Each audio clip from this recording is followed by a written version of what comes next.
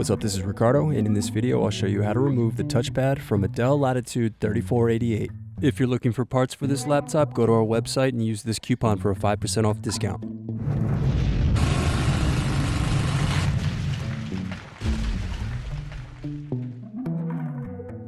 First unscrew, then remove access door.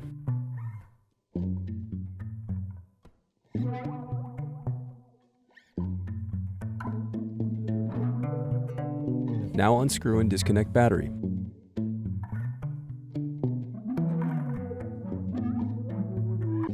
Then unscrew and disconnect touchpad.